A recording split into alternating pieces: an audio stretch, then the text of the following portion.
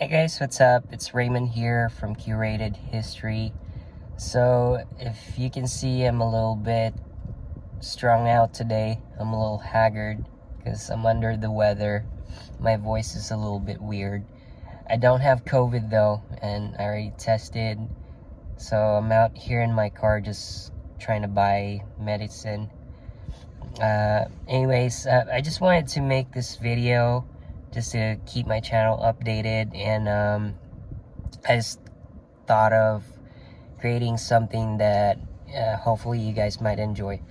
So I just wanted to kind of go through the 20th century, how it went, because I think the 20th century is a very interesting time period. It's one of those times when I felt like humanity really accelerated. So I just kind of want to go decade by decade and give at least one thing that I find interesting. I'm gonna be kind of impromptu about this. I didn't really script this out, but whatever the first thing that comes to my mind, I'm just gonna say it and just gotta talk about it.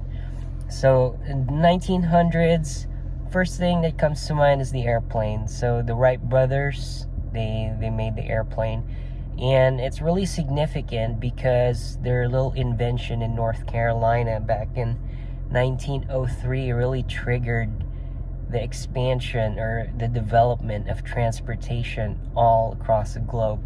So before we had to use ships and trains and all that stuff, the plane air travel really revolutionized how quickly we can be interconnected with each other. So what used to be months or even maybe years of getting somewhere, it doesn't have to happen that way anymore since the invention of the airplane. So it's one of those things that, like I said in my first video, events in history do have an impact on the present, and nothing really exemplifies that than the invention of the airplane, because it really revolutionized how we connect with each other as citizens of the world. All right, so 1910s, so that's pretty much defined to me by World War One. And back then, the contemporaries at the time, they were saying this is the war to end all wars. So it was a pretty big deal. And, we know how it went down. It's a big war, but it definitely wasn't the war to end all wars, because if anything else, it became the setting stage for the next war, which I will discuss very shortly. 1920s, so Prohibition. At the same time, there was the right to women's suffrage, which is a good thing. But the Prohibition part wasn't that good, obviously, because it triggered a lot of these syndicates, these criminals, and it was kind of a lawless era in a way. And towards the end of the 1920s, we all know that's when the Great Depression happened. And that was the time when the United States was really in bad shape. So it took many years for us to recover and just get ourselves back on our feet. And then we are in 1930s, and at that time was pretty much the rise of dictatorships, and it was a critical period in history because that is basically the breeding ground of what would happen in the next decades ahead, which we know eventually this whole rise of dictatorship in the 30s gave birth to, fascism, Hitler, Mussolini, and we had many things going on at this time.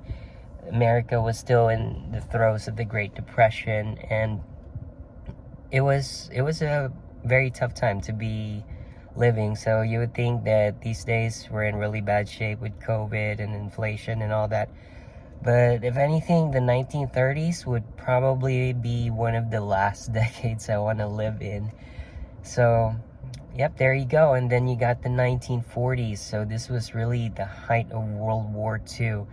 And pretty much that decade was defined by that, at least the first half of it, because that's really more than just a battle between countries. It was, I would say, a battle for the soul of the world. Because imagine if the Nazis had won, imagine if fascism had overcome the Allies, what kind of world would we live in today? So I think that's very interesting to think about. And towards the second half of the 40s, we know that the Cold War happened, and it was really not, to me, the Cold War is kind of a unique war because, in a sense, it's not the war that we typically think of. It's not just a shooting war between two countries, who decided to go to the battlefield to attack each other. The Cold War is more like a chess game to me. There's a lot of politics and strategic things going on during this period of time. And I thought that it's really interesting to learn about the Cold War because a lot of the things that are happening in politics today, when you read the news, like the Ukraine-Russia war, somehow it has some bearing to what happened in the Cold War. So it's an interesting topic, and I'm probably going to talk more about it in another video. Alright, so we're on to the 50s now, guys. And the 50s to me is really decided, or rather defined by, the height of the Cold War. And this is the time when all that strategizing, all that political stuff that I was thinking about, or I was talking about earlier, really came into play. And one of the examples of this is the Korean War, which is basically a war between ideologies. So on the surface, it's like a war between the North Koreans and the South Koreans at the time. But really what it was is it's a proxy war, or a war between the Soviet Union and the United States. So it's not a direct war in a sense, because the US and the Soviets weren't really directly fighting each other. But with each country, with the US supporting the South and the Soviets supporting the North, they were kind of fighting each other. And that was really the definition, or the defining aspect of the Cold War. We had a lot of these proxy wars because the US and the Soviet Union couldn't really fight each other directly. Otherwise, we'd all be dead, both of these countries were nuclear superpowers, and if they went head to head, then we probably wouldn't have a world to live in these days. So, yep, it's an interesting topic. Like I said, probably gonna talk more about the Cold War in future videos. It's a long history, a lot of interesting things, spies and scandals, all of that stuff. And it's all during the Cold War. Alright, so we're on to the 60s, and pretty much what I can see as the defining aspect of the 60s is the civil rights. And this is really the time when America changed, and I think the 60s was really a period when I would say it's kind of like the coming of age of America, because this was a period when, we weren't really fighting big wars in foreign countries. We were basically fighting for the soul of our country. This was a period when we were going to define who we are as a country going forward.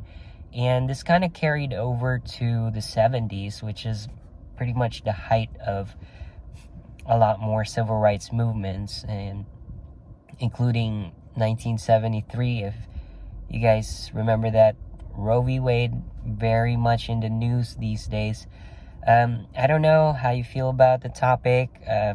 not gonna be discussing my opinions on the matter, but I think it's just interesting that after just decades of such a historic Supreme Court decision, that it's now null and void pretty much.